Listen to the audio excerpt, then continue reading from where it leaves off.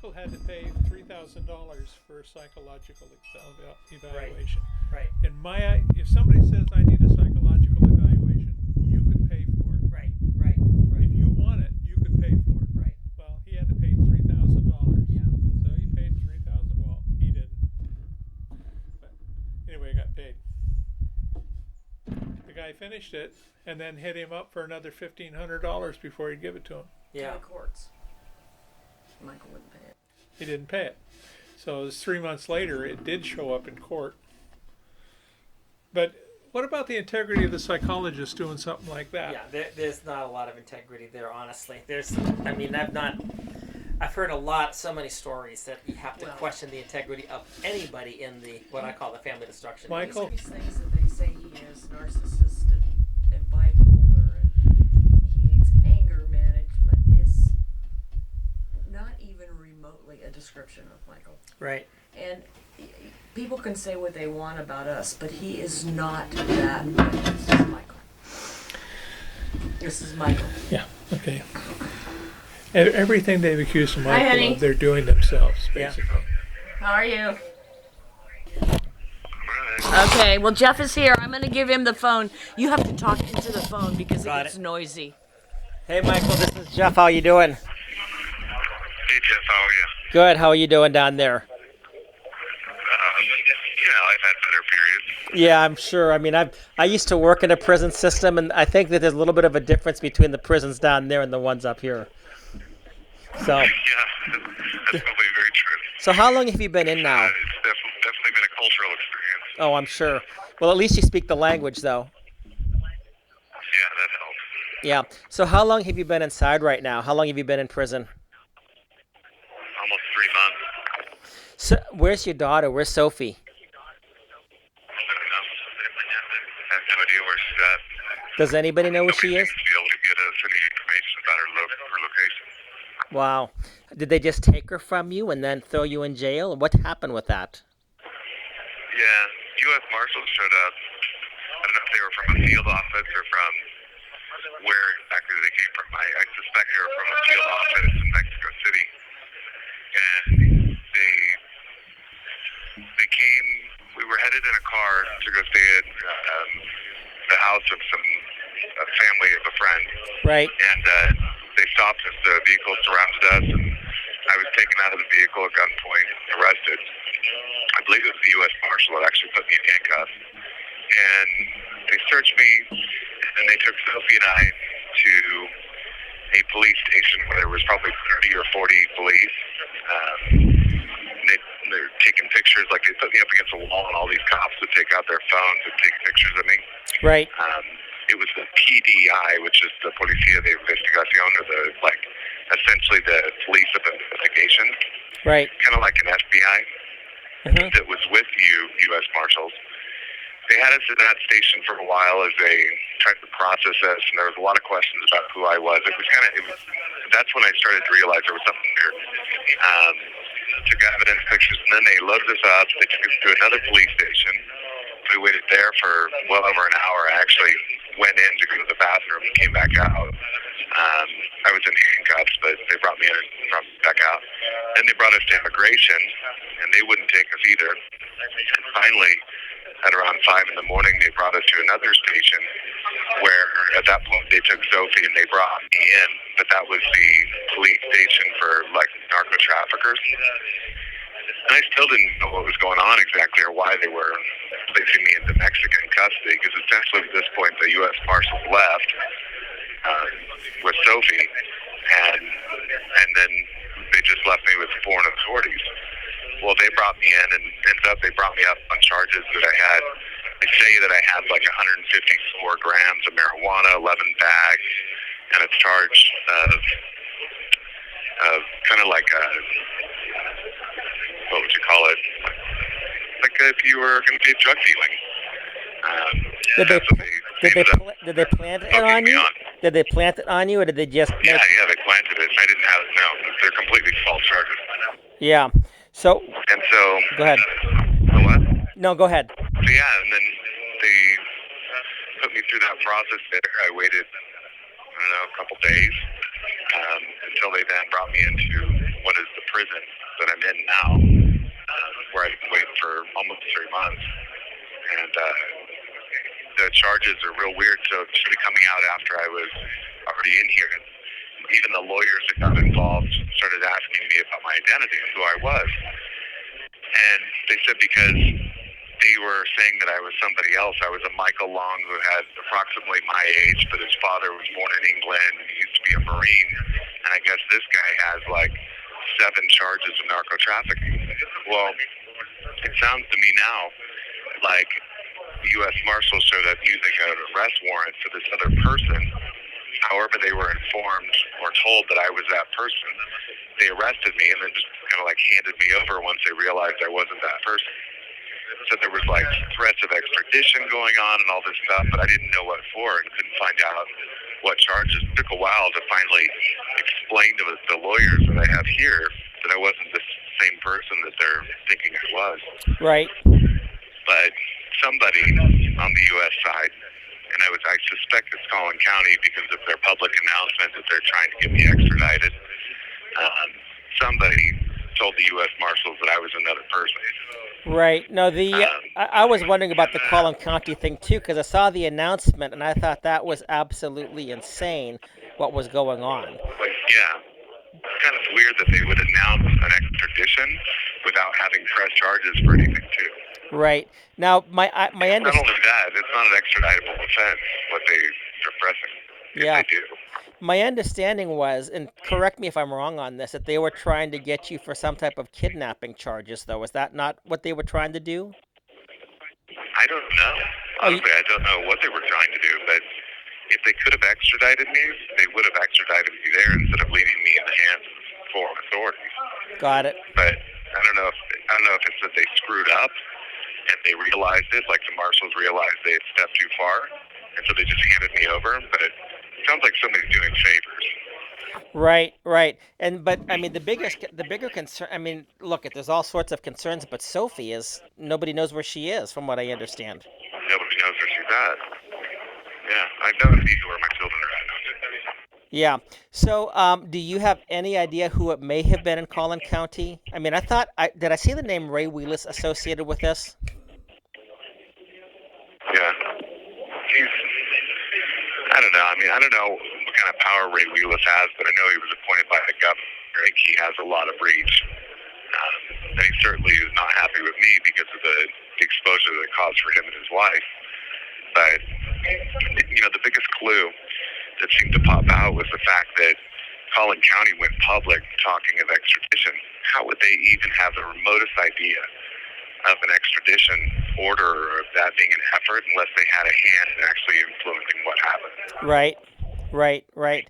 So, I mean, the reason that you were down in Mexico to begin with was to protect your daughter. Is that not correct? Yeah, I mean, we came to Mexico to kind of give some time and space to the appeals process. They were demanding that she go back. Obviously, we're going to appeal it. I have a frightened little girl who's begging me not to, have her go back. She was very much so in agreement with creating that space. And because of the online, the DIY wanted posters that were going around, we were spotted up where we were staying in Sonora. And so we decided to come further south. And as we were coming further south, I don't know if we were spotted in Mexico City or what happened, but they ended up finding us here. Wow. That's amazing, because you figure with Mexico City, with the number of people, that's one place to try to that you would have some anonymity. Yeah, you'd think so. Sophie had also turned off the VPN on her phone, and one of the PDI officers, it was a lady, she told me, because I started asking her questions, like, why is this going on? How'd you find it? She said that they found this via the phone. Now, we also had Mexican numbers at that point, but when I asked her, like, why'd they get involved, and she told me that somebody higher up called and asked them to help. Wow. So, I'd like to know who. Right. I think everybody would like to know who.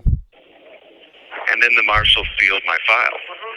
So it's kind of hard to get information as to what's going on and why it happened the way it happened.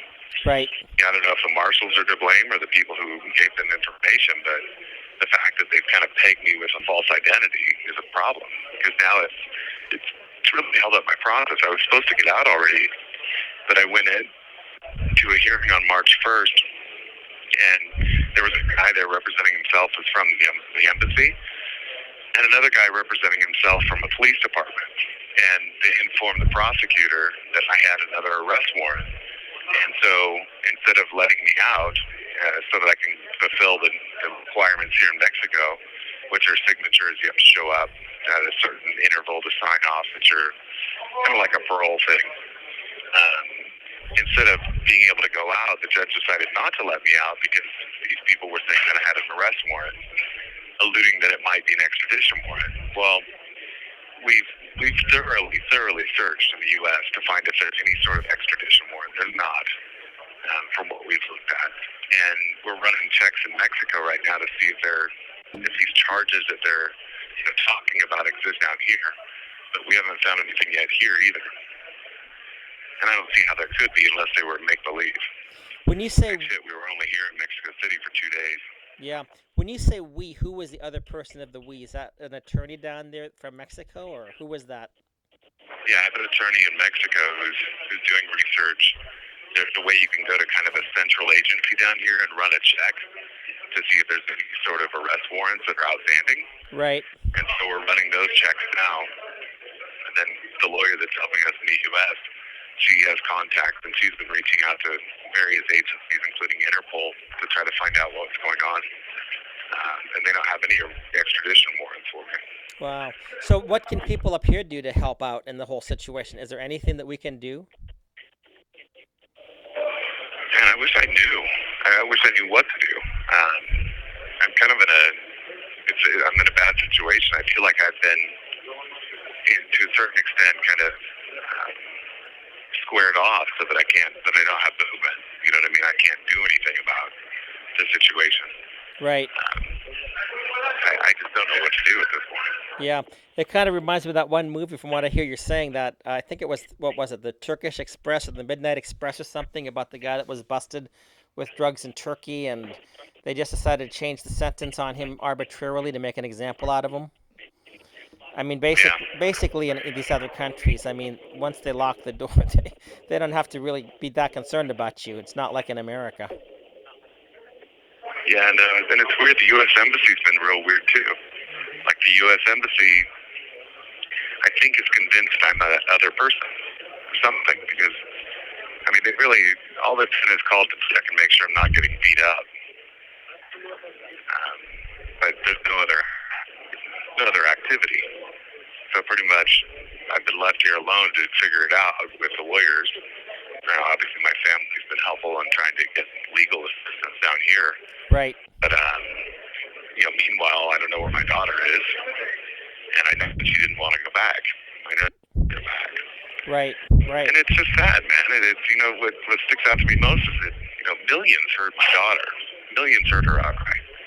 But the few people that were in charge of listening to her didn't listen. Right. And instead they try to turn this around and make it my fault. Right. And make it, that it's some sort of coaching alienation situation. It's like, right. You guys are idiots. Like, she's telling you what happened. Right. Why do you keep turning it around on me? Yeah. I'm just a father that's trying to protect my daughter. That's right. it. Right. And I think any other parent in my situation where they have a little girl, begging and pleading not to go back to an environment where she's being, according to her, sexually abused, what lengths would you go to protect your child? Right. Well, I remember the videos that came out, and she was more than just protesting. As I recall, she was screaming and shrieking. And I don't know how you coach that behavior. I mean, it seemed like it was much more of a fear-based. I coach her mom and grandma to pull her by her feet and yank her around so much she needed to go to the hospital. Yeah. I certainly didn't coach her mom into having domestic violence in her home ahead of time, or multiple CPS investigations. Yeah. It's like they overlook all the evidence. You're talking about the family courts. Yeah. So that's what's that, man. I'm appalled by what's happened, but there's not a whole lot I can do until I can get out. Right. So I mean, what can we do up here as far as in particular? I mean, I live near Collin County, and my understanding is, from what I've heard recently, that there may be some investigations going on into the Collin County courts. I mean, is there anything that we can Yeah. do in that regard that can help bring light to your case and shine light on the people I that mean, are responsible? you know best, Jeff. I mean, you're deep in the trenches of this stuff. Yeah, I'm still just a dad that was trying to protect his child. Right. So everything I've learned and experienced in this process has been trial by fire, and I just because I know the truth of the matter, I know what happened. I know that my daughter's outcries were hers, and I know that the medical reports coincided with her having problems that would align with her claims. Right. Like, I have absolutely no reason not to believe my daughter still, Right. and it's whoever is doing this in these courts, they must have another motivation. They're motivated by something. Right. Whether that's money or power, I don't know what it is. I don't know what they're involved in. But I certainly know that in our case, it hasn't been a fair shake at all. Right. I mean, my God, it's consumed more money in lawyers' fees, and they even want to penalize me more for the lawyers' fees of the amicus, the ad litem, all these penalties that they want to throw at me. For what? I was just trying to defend my child. Right. Right. So, And go ahead. and I believe that they have something to do with the situation down here too, but I can't prove it. Right. I don't know. Oh, I know that in our minds, I know that we can see a lot of the parallels, and we can say it. But if you can't prove it, they have plausible deniability. Yeah. So, All I have is that little clip that they put out public from Collin County about talking about extradition. right, There's no reason they should be talking about extradition right, if they hadn't already filed charges against me with an extraditable offense. right. So I remember when That says something. I remember when the rally was being held in Collin County, and I mean, I couldn't make it up there or anything, but I was talking with your parents here. There seemed to be quite the smear campaign going on, and it seemed like, because when you were going up there and what you put out, that it almost seemed like an orchestrated campaign against you. Can you comment on that? Well, my ex hired a PR firm, Red Banyan. She hired Red Banyan early on in the process. It was somewhere around September of 2020. We suspect that they're still involved in the background of it. They have people that are helping, but it's been an all-out smear campaign ever since then. And were you put under any type of gag orders that you could not respond? Yeah, they put me under a gag order in January of 2021. Okay. And I honored it for quite some time. But, then come February, one of my children is injured at the hands of Jake Bellington, which was clearly against the court order that we had. Right. He was not to be around the children. Right. So they get into an accident, riding go-karts, and, Lucas breaks his hand in 3 places, needs surgery and all that. They didn't do anything. The amicus had let him, even though I have them recorded saying they're going to take action, they did nothing.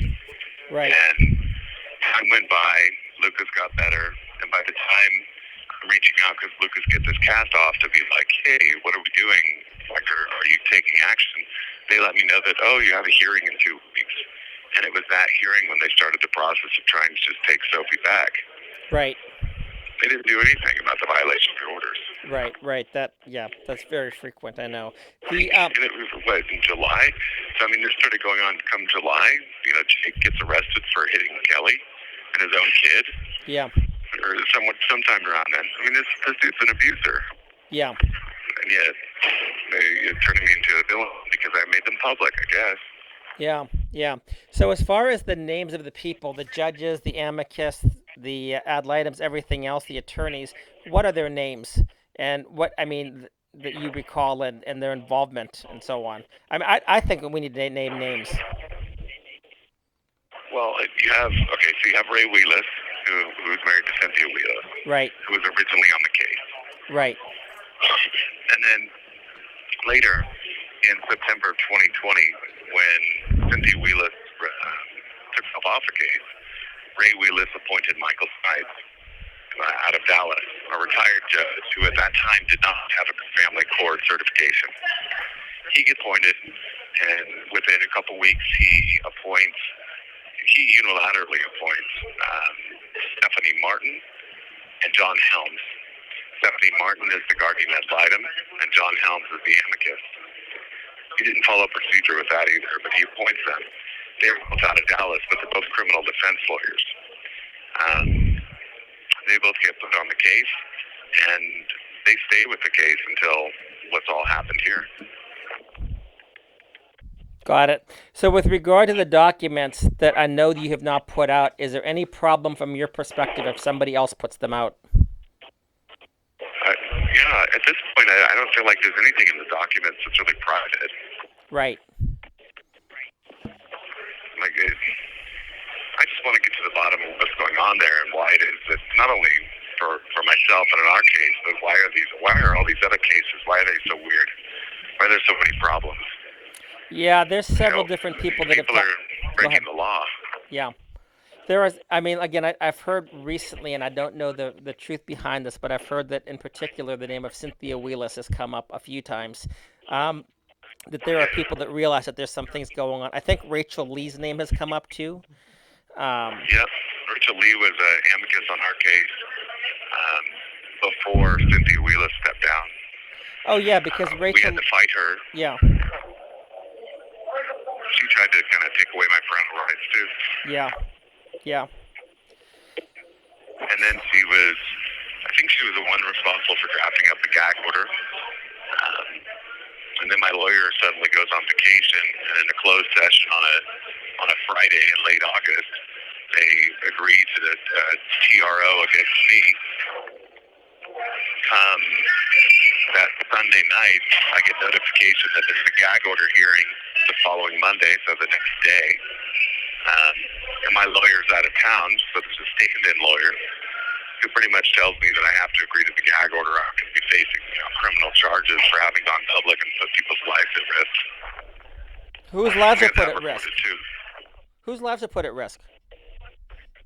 Well, I guess the lawyers have gotten threats, and Kelly's gotten threats, and everybody's getting threats, and that's all my fault. So. Yeah, yeah.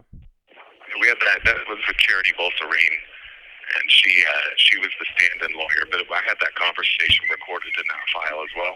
Yeah, no, Charity, I'm familiar with her too, because she was at a case that I was watching and tried to, it was very interesting. Charity's another big name up there as well.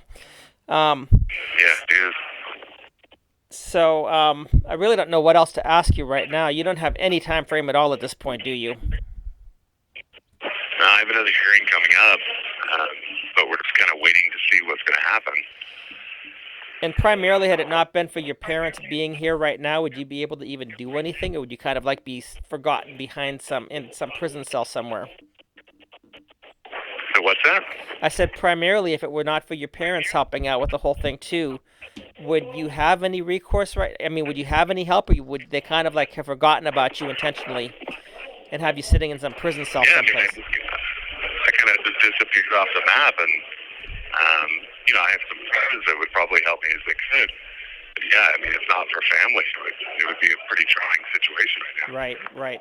And this whole thing, I mean, the root cause of this whole thing goes back to a family court issue, doesn't it? Yeah. That's what this is about. Yeah. And then wanting to send my daughter to the hands of the household where she was being abused, and then later trying to send her to the custody of the family of one of the alleged abusers. Yeah. So, I mean, and Sophie didn't want to go. Right, I remember. Sophie wanted to stay with me. Yeah. And, that's the thing, and it's too bad, too, because she was doing really well. Yeah. Like, for however strange the situation was, she was starting to learn Spanish. She was starting to open up to a new culture. It was actually becoming quite an amazing experience for her, and then it all just kind of stopped as soon as they showed up. But I want to know where my daughter is. I want to know that she's safe and that she's okay, and I'm not going to take the words of some corrupt amicus or ad litem to just tell me that she's okay. Like, I want to know that my daughter's okay. Right. And the boys, too. Well, yeah, exactly. And I mean, so do your parents. I mean, you've got grandparents involved with this. Everybody's involved. The entire family's involved. So. Yeah. I mean, these are my children. Right. Like, I still just have baffled by the fact that they terminated my parental rights. And, for what? Yeah. For accusations from an online propaganda campaign, a smear campaign that they did online, like for that, like they're gonna take words of people off the internet instead of facts, and so that's what bothers me. I mean, it's like they were looking for any excuse to shut me down. They certainly found one way to do it by putting me in a Mexican prison. Right. But this isn't forever, and when I'm out, like I don't intend to stop fighting. No, I know, and yeah. Well, I know we're fighting for a number of things this upcoming session and everything. I don't know if you've heard about what happened with Jeff Younger recently, but he was at a UNT. No. He was at a UNT event talking about the issue with his ex-wife and his son, and basically they had basically a riot that took place there almost. I mean, it's hit national news. Well, So, and again, it's another family court issue thing, except different. It wasn't up in Collin County; it was in Dallas County with Mary Brown of the 301st, I think. But anyway, no, I think that what you're saying is exactly true. That fathers need to stand up and fight. We are the protectors of our kids, the protectors of our generation, and too oftentimes we've been cowed by the family courts.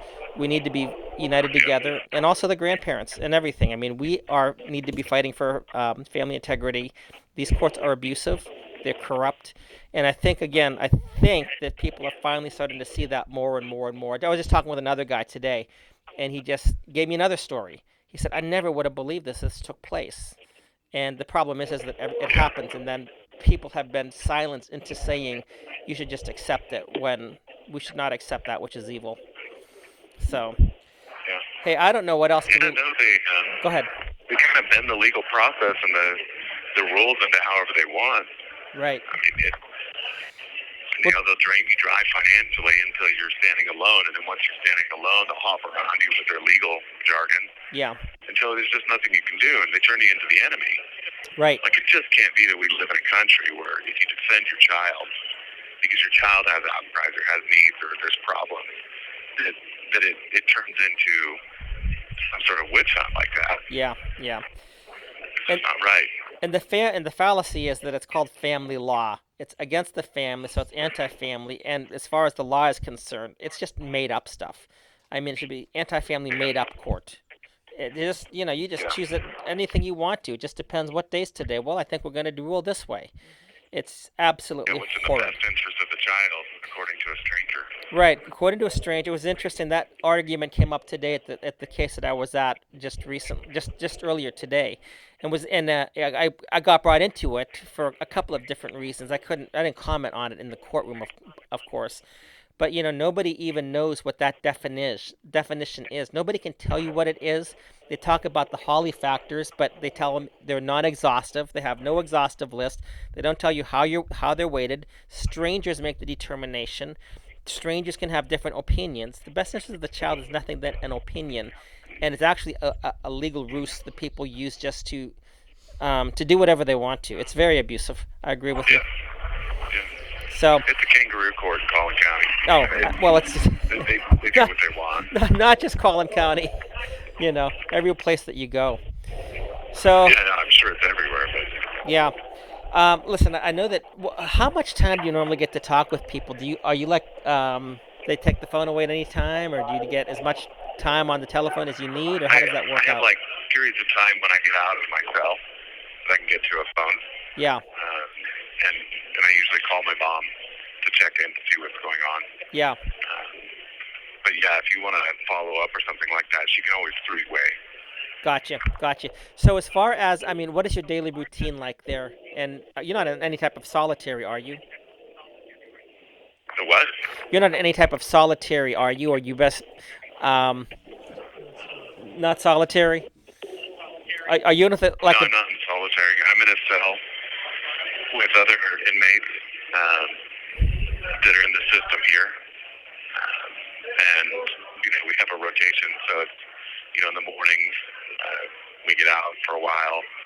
We have to come back in. There's they clean the prison, then we get back out, then we have to go back in for them to do lists, and then we get back out for a short amount of time, and then we're locked back in by 8 o'clock at night. Yeah, got it. How big is the cell? How big is the cell? About 10 foot by 10 foot. And how many people are in it? We've had up to 19. Good night. How do you sleep? Yeah. Well, I have a bed now. Well, kind of. I sleep below a bed on the floor, and then I have like a little cushion underneath me. Do you have blankets or anything? Yeah, I have blankets. And what about the food? One of the mothers of one of the inmates sends food in, and so that's usually what we eat for dinner and lunch, which is nice because they have food here, but between you and I, it wasn't agreeing with me all that well. Yeah. So yeah, I mean, it's just kind of make and do, man. But Yeah. for the most part, inside here, I'm treated with respect. I have good relations with the inmates. I'm probably more of a curiosity to them than anything. Yeah. And so, and I'm pretty low conflict when it comes to getting along with other people. So I haven't had any problems inside so far. So let me ask one other question here. How many of the people that you're in with have a college degree? Let's see. Right now, one. Yeah, it's kind of what I thought. Who's an anthropologist. Really interesting. Yeah. But there've been a wide variety of people that come through that are graduates. There's a lot of reform going on in the Mexican prison system that's been going on over the last 6 months. The human rights movement's gotten pretty heavily involved. And they listen pretty carefully to the human rights agency if there's complaints that go in and stuff like that. And I'm not calling their human rights line or anything like that here in Mexico, but there is an element of me that wishes that the International Human Rights Organization would somehow be aware of this case and what's going on, because this isn't right. I was deprived of my liberty interest. I was literally arrested by my own government, handed over to foreign authorities, and put in prison. Left to fight it on my own with my family. Yeah. Yeah. It's a problem. Are there any organizations? But I don't know anybody at International Human Rights, so I don't know who to call or what to do. Gotcha. Yeah, I didn't know if you heard any specific organizations or not. If you had any specifics that we can write to. Yeah, I don't even know who I would call. Yeah. It's kind of the international authority on that. Yeah. Got it. Well, listen. Hey, thanks so much. I'm gonna give you back to your mom. Okay. All right, Jeff. Thanks for coming out to the property too. Hopefully, enjoy your time there too. Absolutely. And I've got a lot of stuff, as you know. I'm going to try to start working to get it out. I mean, these courts have got to be reformed. There's just no doubt about it. That the abuse that takes place on a daily basis. So anyway, I'm going to be back to your mom. Hope hope next time it's a little bit different, and also want to know where Sophie is.